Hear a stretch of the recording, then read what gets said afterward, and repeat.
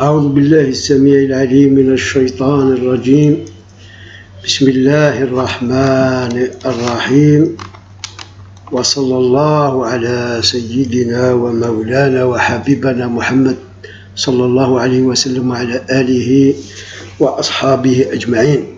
أما بعد, j'avais fait une vidéo un peu à la hâte en quelque sorte parce que j'avais promis de faire cette vidéo concernant René Guénon et la critique en quelque sorte de sa doctrine, de sa philosophie, de ses croyances en quelque sorte. Et après un certain temps, je crois environ une vingtaine ou une trentaine de jours, après sa publication, je l'ai réécouté, réentendu, et j'ai trouvé qu'il y avait des choses inutiles à dire, d'autres, franchement, ne sont pas claires d'un point de vue donc critique et de l'objectivité, qui dénonce en quelque sorte ces égarements, etc. De toute façon, ce que je tiens à dire à propos de René Guénon, c'est un métaphysicien, comme tout le monde le sait, un occultiste, un spirit, parce qu'il a pratiqué le spiritisme, et même la magie. Il a donc aussi dans sa vie, avant de se convertir au soufisme, était donc sous le guide spirituel d'un hindouiste polythéiste mécréant, un certain Adi Shankara. Moi, ce qui m'a intéressé, c'est j'ai lu à peu près, je crois, 5 à 6 ouvrages, et ce qui m'a intéressé, c'est de voir un peu où il voulait en venir avec donc sa méthodologie, donc ses approches, etc., de ce monde métaphysique, spirituel, etc. Sincèrement, je n'ai pas trouvé grand-chose qui m'ont en quelque sorte éveillé ou m'ont apporté de nouvelles sciences, de nouvelles connaissances. C'est que pratiquement, parce que moi, avant lui, j'ai lu Abu Hamid al-Ghazali, j'ai lu Ibn Arabi particulièrement, j'ai lu aussi même des parties des ouvrages d'Ibn Sib'in, d'Ibn Afif Tlemceni, d'Abdelkrim el-Jili, j'ai lu Abdelghani Naboulsi, j'ai lu Charani, j'ai lu Abdelkader el-Jilani, j'ai lu al-Bistami, j'ai lu beaucoup de ces philosophes donc musulmans, perses, arabes, andalous, etc. Et c'est pour ça peut-être que ce qu'il disait, c'est comme si je le savais d'un côté, ou bien en quelque sorte, il ne concordait pas à mes compréhensions et nos compréhensions islamiques.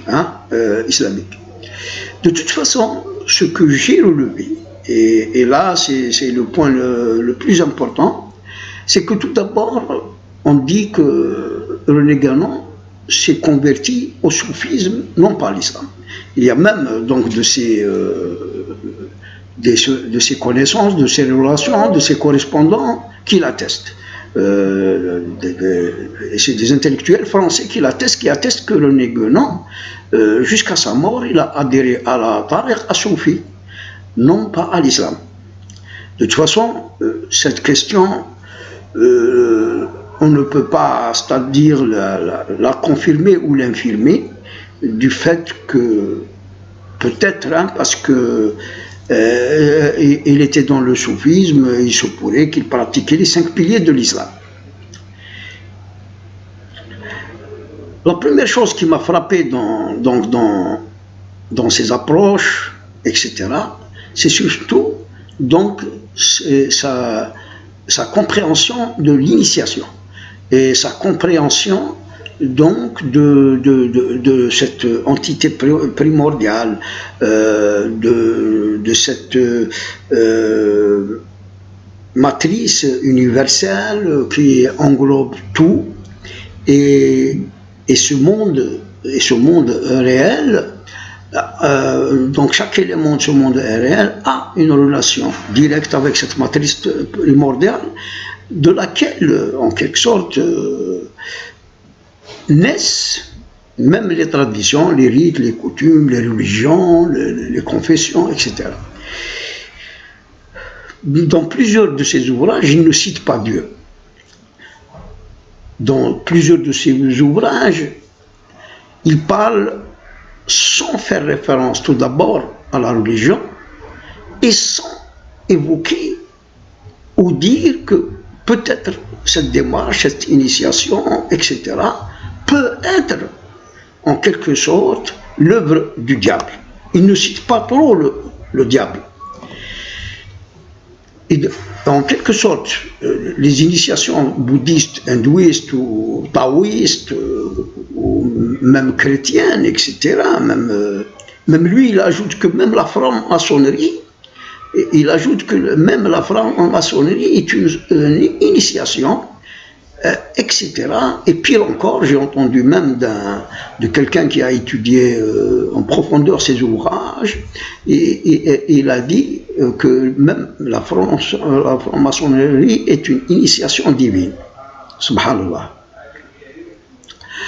La chose donc, c'est le fait tout simplement que lui, René Guénon, essayait de mettre sur le même piédestal donc tous les rites, toutes les initiations, etc., dans le monde, sans les donc mettre sous la balance et sous la jurisprudence, sous le jugement de la religion. Donc il croit que l'initiation est un moyen donc pour toutes les communautés, quelles qu'elles soient, de parvenir à Dieu. Donc à ce principe primordial, etc. Là, c'est un grave également, parce que les religions sont venues depuis donc depuis donc les livres d'Abraham, la Torah, puis le Zabor de Sidna Daoud alayhi salam, puis l'évangile, puis enfin le Coran. Toutes donc ces enseignements religieux divins célestes sont venus pour enseigner à l'homme donc un code de vie et un code d'adoration. Donc comment connaître son Seigneur, son Créateur, et comment l'adorer. Alors lui, il fait référence même à des initiations qui ne sont pas en quelque sorte liées à des religions donc divines révélées, au moins celle du judaïsme ou du christianisme, et celle de l'islam. Ceci est un premier point qui prouve qu'il s'est perdu et il est rentré dans des confusions, des amalgames dans la question donc des chemins qui mènent à Dieu. Nous savons tous que le bouddhisme, par exemple, le but suprême, c'est le nirvana, et c'est la méthode qui est appliquée, c'est plutôt des efforts sur soi-même, des introspections, des méditations, etc., des exercices spirituels, etc., mais sans relation aucune avec la religion. Il n'est pas possible d'atteindre Dieu, de se rapprocher de Dieu, si on exerce quelque chose sans la rattacher à Dieu, ou sans que par cette méthode, ou cette démarche, ou cette initiation, on voudrait se rapprocher de lui. Ceci donc est un égarement. Même s'il est donc, si on pourrait éventuellement atteindre des paix intérieures, une certaine béatitude, etc., ceci ne veut pas dire que ce bouddhiste ou cet hindouiste ou je ne sais pas, ce spiritualiste hors religion, hein, est agréé par Dieu ou est accepté par Dieu. Donc, quand on ne fait pas une démarche, une adoration, même quand on accomplit un rite, s'il n'est pas fait pour Dieu, hein, on prend le rite par exemple de l'immolation d'un mouton le jour de l'Eid el-Kbir, ben, celui-là c'est qu'on veut Dieu, on veut se rapprocher par donc cette offrande à Dieu par ce rite. Et d'ailleurs même avant de l'égorger, on dit Bismillah, puis Allahu Akbar, avec cette donc intention de l'offrir à Dieu. C'est pour se rapprocher de Dieu, comme l'a fait. D'ailleurs, c'est une sunna de Sidna Ibrahim alayhi salam que Sidna Muhammad sallallahu alayhi wa sallam a revivifié. Donc tout ce qui est fait, même comme exercice spirituel, ou comme démarche, comme initiation, etc., qui n'ont pas, tout d'abord, qui n'ont pas de référence religieuse, ou plutôt qui ne suivent pas donc une orientation religieuse, qui ne se conforment pas à des règles et des lois religieuses, tout ça, toutes ces initiations sont bien des égarements, pour ne pas dire des mécréances, etc., ou des idolâtries parfois. Voici donc le premier point, et du fait qu'il a voulu mettre, par exemple, les initiations bouddhistes, hindouistes, etc., même chrétiennes, etc., ou même piédestales que l'islam, là c'est un très grave égarement. Nous savons que l'islam, c'est la seule religion qui est agréée par Allah subhanahu wa ta'ala. Et celui qui est donc celui qui donc même est dans une confession hors de l'islam, qui n'est pas l'islam, il n'est pas agréé par Dieu, comme Dieu le dit. وَمَنْ يَبْتَغِي غَيْرَ الْإِسْلَامِ دِينًا فَلَنْ يُقْبَلَ مِنْهُ وَهُوَ فِي الْآخِرَةِ مِنَ الْخَاسِرِينَ. Ce qui m'a intéressé, c'est surtout parce que moi je suis en train d'étudier depuis pratiquement maintenant 8 ans le soufisme, et les dernières années, je me suis réservé à essayer de bien voir en profondeur la tariqa soufi, l'initiation soufi. Donc on a trouvé beaucoup de similitudes avec les pratiques hindouistes, bouddhistes, etc. Et d'ailleurs, nous avons senti à un moment donné que cette tariqa est empruntée de la démarche hindouiste ou bouddhiste. Et même qu'il y a des traces de philosophie grecque, de gnose chrétienne, etc. Et c'est pour ça que, d'ailleurs, Inch'Allah, Dieu va nous permettre de finaliser et d'arriver à des conclusions dans nos recherches concernant donc la tariqa soufi et la position de l'islam par rapport à ces tariqat, comme elles sont actuellement effectuées dans plusieurs confréries.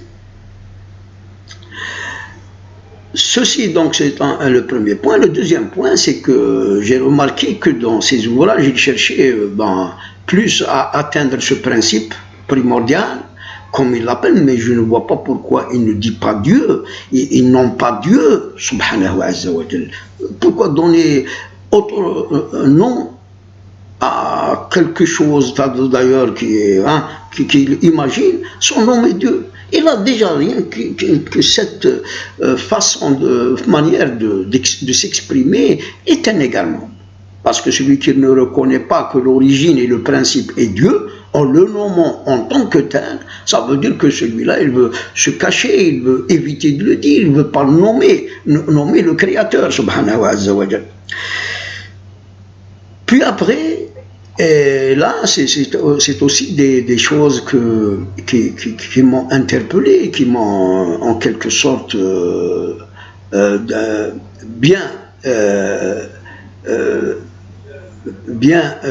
indiqué que donc la philosophie, la doctrine générale de René Guénon n'est que pure donc, spéculation sur des abstraits et qui, en plus de ça,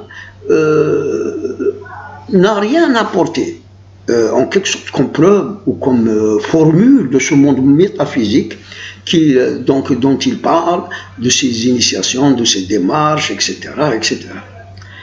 Par contre, ben, si on comparait ce qu'il a dit aux ouvrages d'Ibn Arabi, d'Abu Hamid al-Ghazali, ou même de Abd al-Qadir al-Jilani, et bien d'autres, hein, c'est que ces philosophes, ces penseurs, ces métaphysiciens, ces poètes, ces grands mystiques musulmans ont donné des formules métaphysiques, ont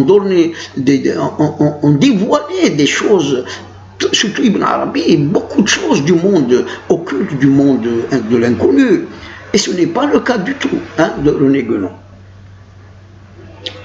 Ensuite, la chose aussi qui est frappante, c'est que lui, il croit qu'une initiation, par exemple, hein, et en plus de ça, donc il la prend en considération plus que les 5 piliers de l'islam, plus que la pratique de l'islam, et il lui donne plus d'importance que la pratique de l'islam. Ben, nous, dans nos recherches, c'est que on croit à cette donc, spiritualité profonde, à cet ésotérisme, à ces stations suprêmes, élevées, spirituelles, qu'on peut atteindre par donc, une adoration sincère, et, avec donc, cette recherche permanente de Dieu, de la vérité, etc., de l'haqiqa. On peut l'atteindre, on peut atteindre, mais c'est dans les méthodes où il y a des égarements, des déviances, et même parfois donc des basculements dans l'idolâtrie, dans la sorcellerie, dans ces magies des sciences, des chiffres et des lettres, etc. Et là, c'est là où il faut mettre les garde-fous, mettre les barrières, essayer de bien connaître la véritable voie telle que tracée par tout d'abord hein, Sidna Mohammed sallallahu alayhi wa sallam, et combien même parfois on pourrait par exemple accepter la tariqa par exemple Rahmaniya, qui elle on dit qu'elle est quand même elle est en quelque sorte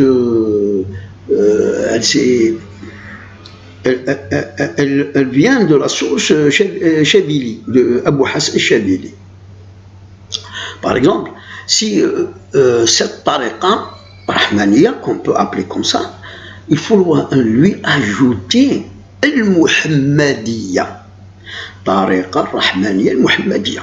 Il faut ajouter aussi, par exemple, Tariqa Al-Qadiriyya Al-Muhammadiyya. C'est-à-dire que chacun de ces chiites, de ces donc, walis, de ces saints, ont en quelque sorte déterminé ou qu'ils ont été illuminés pour donc une démarche particulière, mais Muhammadienne, ça veut dire qu'elle est puisée, qu'elle est tirée de la sunna de Sayyidina Muhammad sallallahu alayhi wa sallam, et qu'elle donc est affiliée au prophète Sayyidina Muhammad sallallahu alayhi wa sallam. Uniquement, c'est dans ces cas-là où la tariqa éventuellement peut être acceptée. J'ai vu aussi qu'il je ne sais pas, donner de l'importance à ce que les hommes ont créé comme rite, comme tradition, comme, hein, par rapport à ce qui est donc institué, décrété par Allah, le Créateur subhanahu wa ta'ala. Nous savons tous que dans l'histoire, les coutumes, les us et coutumes, les rites, même les valeurs dans la société, même les symboles ont été créés par les hommes. Et ces symboles, ces coutumes, ces traditions, etc.,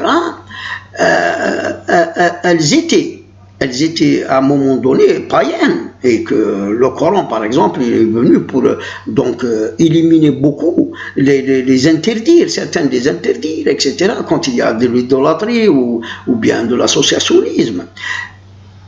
Et donc, toutes toute tradition, toute coutume, même les valeurs, le qiyam, si elles ne se conforment pas aux valeurs islamiques, elles sont en quelque sorte rejetées. Elles ne sont pas acceptées.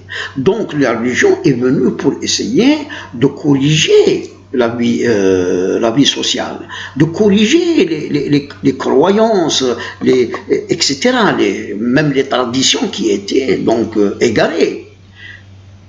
Et de ce fait, nous pouvons conclure tout simplement que toute tradition qui ne se conforme pas donc aux lois divines,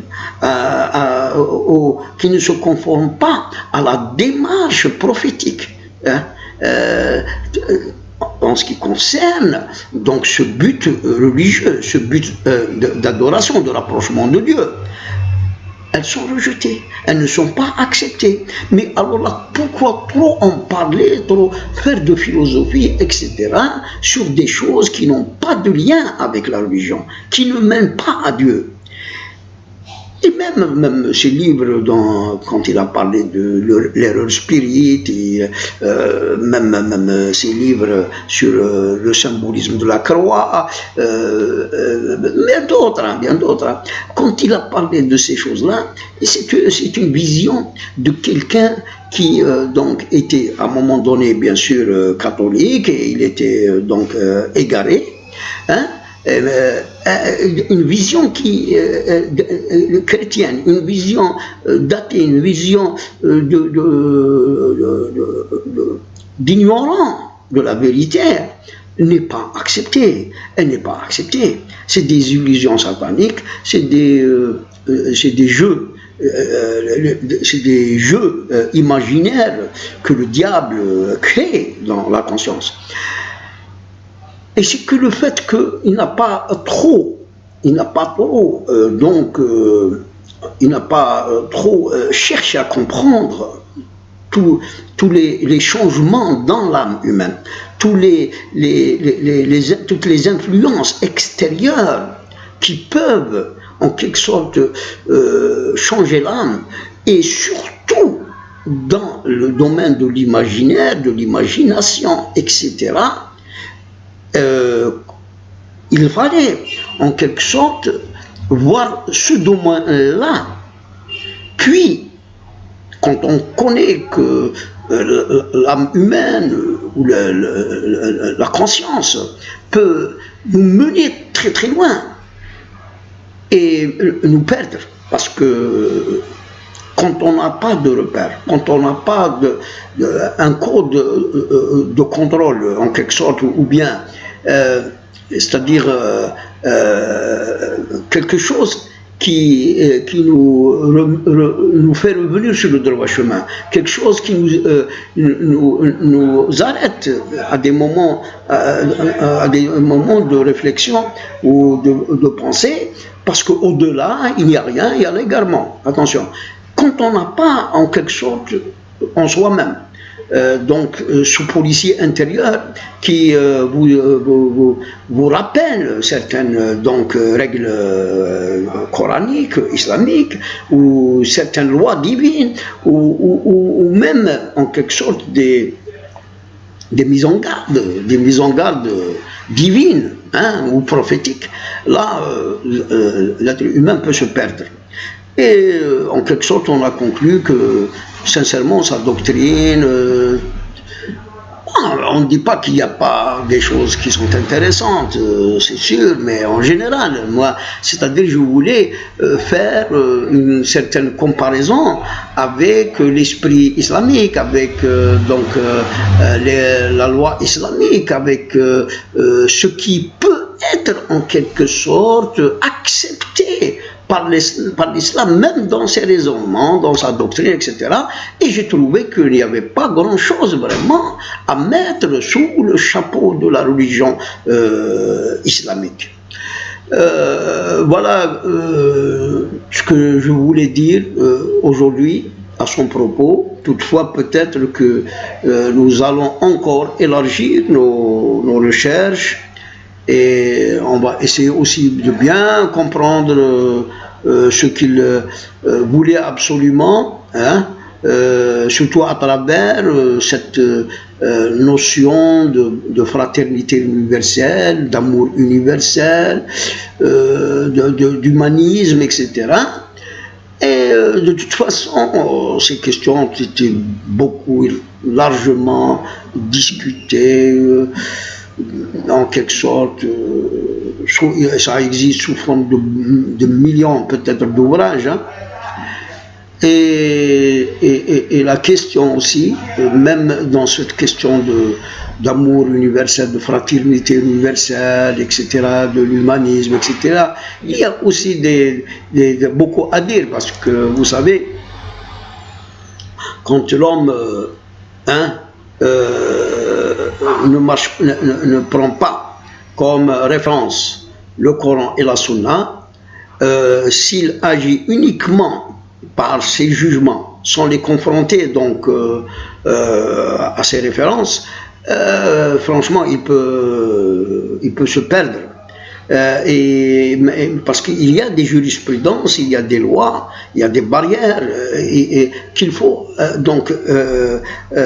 qu'il faut faire dans la vie. Il faut les appliquer. Par exemple, quand Dieu dit, il ne faut pas, par exemple, faire des mécréants ou des idolâtres des amis. Il ne faut pas en faire. Bon, il ne faut pas en faire des amis, il ne faut pas les prendre comme amis. C'est-à-dire commercer, avoir des relations commerciales avec eux, même de bon voisinage avec eux, il n'y a pas de problème. Mais il ne faut pas qu'ils soient des amis. Là aussi, donc, dans cette perspective, il faut savoir comment essayer de parler de cette fraternité universelle. Comment aussi la conditionner ou mettre en quelque sorte des critères pour essayer de la réaliser entre tous les hommes, entre toutes les confessions, entre tous les peuples du monde, etc. Et là, c'est vraiment difficile. Hein, c'est vraiment difficile parce qu'il y a beaucoup de choses qui, même en sociologie, échappent donc même aux gouverneurs, échappent aux dirigeants. Et dans la sociologie, il y a des choses qui naissent dans la société que personne ne peut en quelque sorte prévoir à l'avance. Et c'est ça, donc, la dynamique sociétale qui va sous la gestion divine et sous la justice divine, qui en quelque sorte fait naître entre les hommes, dans les sociétés, des choses qui sont que la conséquence de leurs œuvres et de leurs actes. Et là, vraiment, c'est pratiquement impossible de maîtriser les peuples, les sociétés. Voilà, Inch'Allah, on a donné notre avis, quoique c'est un monde très vaste, difficile à cerner, discerner, mais toutefois, voici notre opinion. Et moi-même, je crois que, franchement, il y a beaucoup d'autres philosophes à lire avant, éventuellement, de lire René Guénon. Salam alaikum wa rahmatullahi ta'ala wa barakatuh. أعوذ بالله السميع العليم من الشيطان الرجيم من نفخه وهمزه ونفثه بسم الله الرحمن الرحيم وصلى الله وسلم على سيدنا ومولانا وحبيبنا محمد صلى الله عليه وسلم وعلى آله وأصحابه أجمعين. أما بعد, il y a à peu près 3 ans, je crois, j'ai commencé à visionner certaines vidéos sur le grand mystique, métaphysicien, occultiste, spirit, etc., qui est René Guénon. Particulièrement, j'ai vu beaucoup de vidéos sur lui, notamment celles faites par un certain Slimane Rizvi, qui a étudié pratiquement toute son œuvre et qui a vraiment fait beaucoup de vidéos, d'interventions sur donc la vie et la biographie particulièrement de ce grand philosophe, de ce grand mystique, métaphysicien, spiritualiste, etc. Toutefois, la chose qui m'a vraiment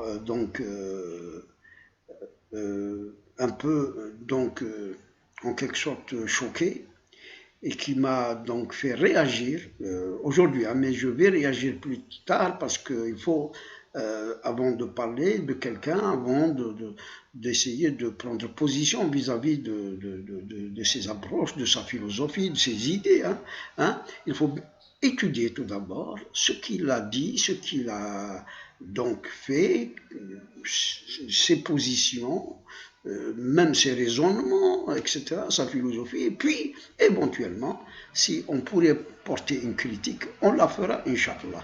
Personnellement, quand j'ai étudié sa biographie, qui est vraiment très très riche, franchement, j'ai relevé comme ça, rien que dans sa biographie, des éléments qui donc m'ont laissé un peu penseur, un peu un peu confus du fait que ce n'est pas le chemin que prennent la majorité des vrais saints, des vrais mystiques, rattachés à Dieu. Le mystique dont je parle, c'est le véritable saint musulman qui pratique l'islam depuis sa jeunesse, celui qui lit le Coran tout le temps, qui fait les invocations, qui pratique même ces méthodes soufis, sans qu'il bascule dans l'idolâtrie ou la sorcellerie, etc. C'est-à-dire que, parce que même les méthodes, il y a beaucoup d'invocations, il y a beaucoup de choses que le prophète faisait, on pourrait les faire, mais je préfère ne pas donc citer du tout le soufisme, parce que le soufisme, comme on l'a dit, existe dans l'islam, existe dans la sunna, et pourquoi lui donner un autre nom, sinon dire que il faut appliquer la sunna, il faut multiplier l'adhkar. Par exemple, quand Dieu dit Azza wa Jal, وَذَّكِرِينَ اللَّهَ كَثِيرًا وَاذْكُرُوا اللَّهَ كَثِيرًا, là, c'est-à-dire si jamais quelqu'un s'engagerait dans ces litanies, dans ces répétitions d'invocations, etc. Il a répondu à l'appel de Dieu. Non pas à qui que ce soit. Enfin, moi aujourd'hui, à propos de René Guénon, ce que je veux dire, c'est que j'ai relevé dans sa biographie des éléments qui nous laissent donc interrogateurs, qui nous laissent dans même un peu de doute. C'est vrai que Allah Azza wa Jal peut tirer du fond du puits n'importe quel être humain s'il voit en lui qu'il est donc bénéfique pour l'humanité, comme il a dit à propos des animaux, c'est-à-dire que même Dieu, parfois, comme on le voit à travers le monde, il y a des Américains, il y a des Brésiliens, il y a des Anglais, des Suédois, il y a des Sud-Africains, des Hindous, des Chinois qui se convertissent à l'islam, des Russes.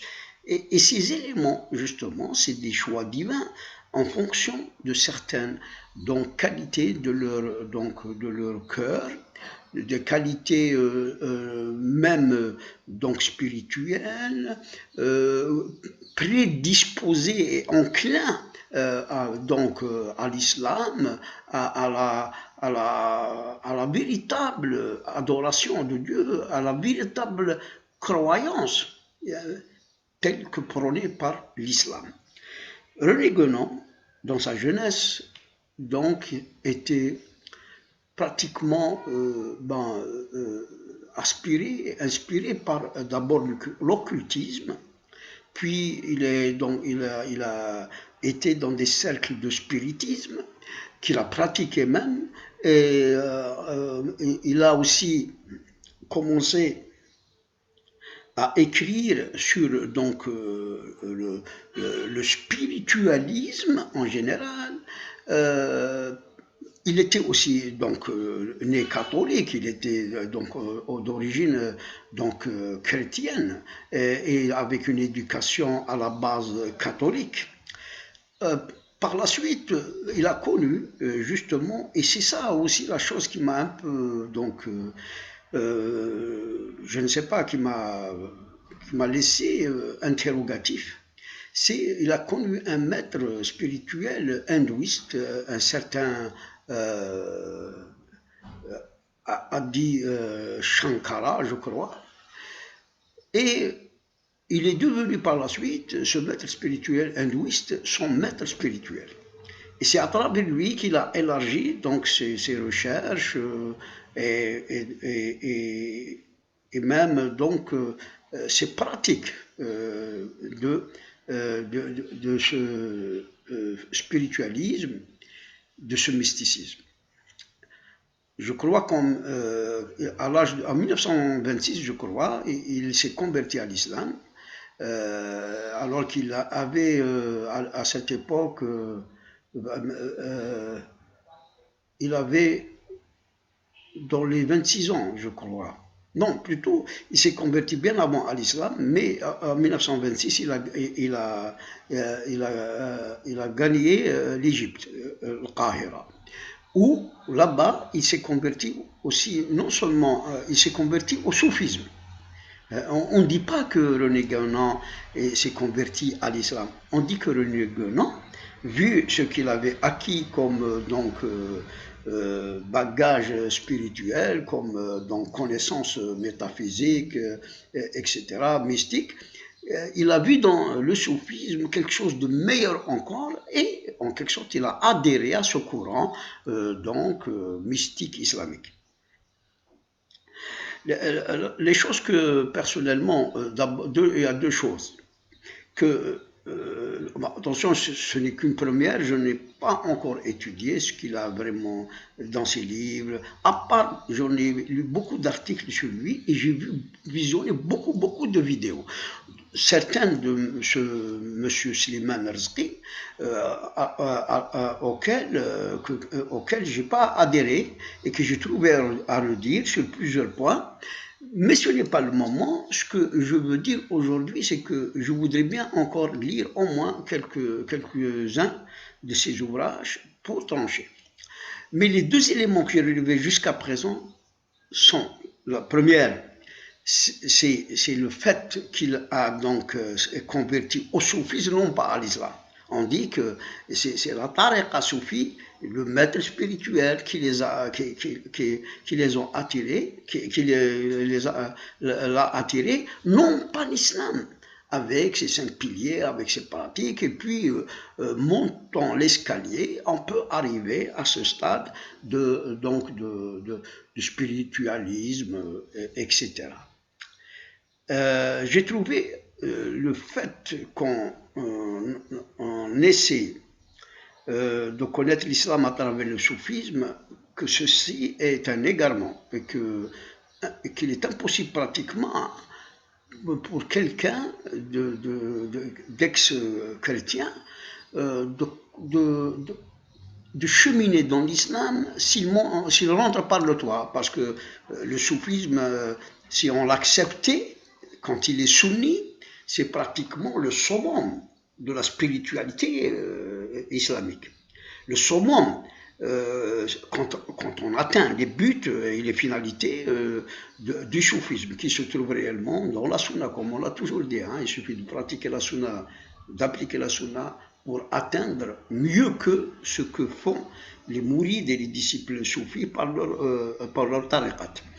Et le fait qu'il est rentré par le toit, donc par ce stade supérieur de l'islam, de l'ihsan, de l'excellence, etc., je crois qu'il n'a pas bâti, il n'a pas construit en lui une personnalité de bon musulman, une personnalité qui a rassemblé tous les éléments de la perfection en islam. Il lui manque beaucoup de choses à la base qui s'apprennent tout le long de la vie. Ça, c'était une première remarque. La deuxième remarque, c'est la question de la tradition pour lui. La tradition pour lui, avec le grand T, ça veut dire que pour lui, c'est les connaissances et les sciences qu'on perçoit et qu'on reçoit de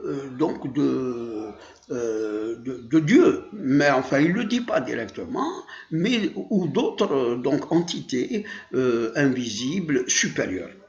Et pour lui, tous les prophètes ont reçu de Dieu les messages, les livres célestes, etc. Et la remarque et l'observation que j'ai fait à son approche et sa compréhension de cette tradition, c'est qu'il considère, il met sur le même piédestal toutes les confessions et toutes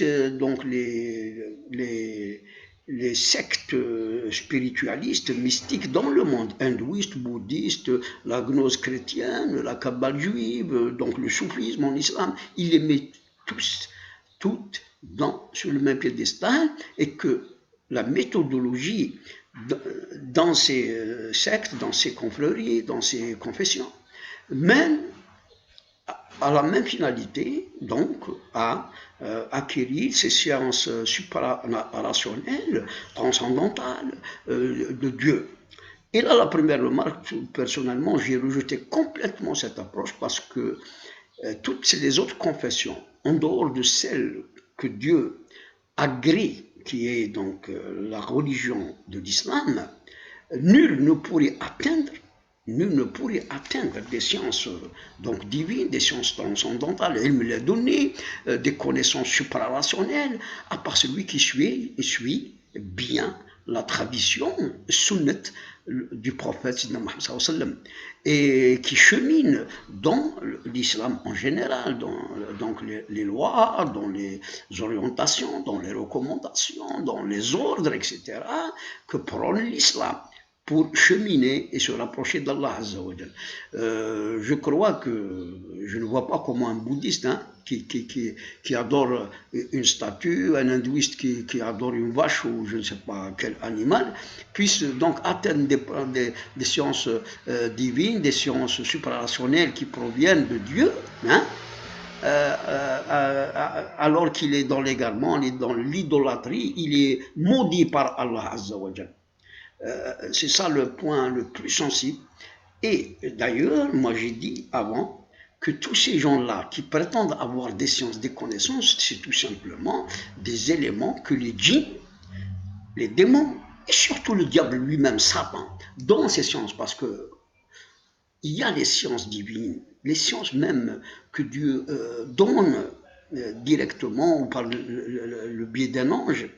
Et il y a les sciences aussi sataniques, parce que Satan est intelligent. Il peut donner des philosophies, des idées, qu'il est difficile même parfois de critiquer ou à trouver à redire.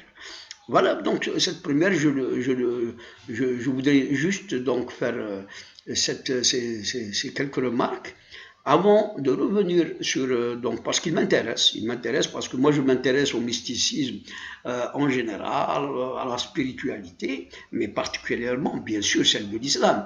Mais comme je suis quelqu'un qui est ouvert pour tout connaître, pour les sciences, dans le but de peut-être de trouver même parfois des idées ou des choses qui peuvent être intégrées dans l'islam, pourquoi pas.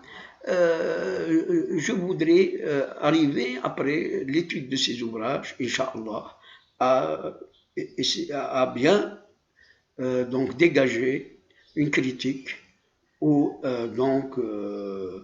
à propos de tous ces ouvrages, de ces idées, de sa philosophie, et le classer, Inch'Allah, par rapport à l'islam synthétique, par rapport à toute la tradition du prophète Mohammed et par rapport à toutes les sciences des savants sunnites, orthodoxes, Ahl Sunnah wal Jama'a. Voilà pour cette première. نقول لكم السلام عليكم ورحمة الله تعالى وبركاته.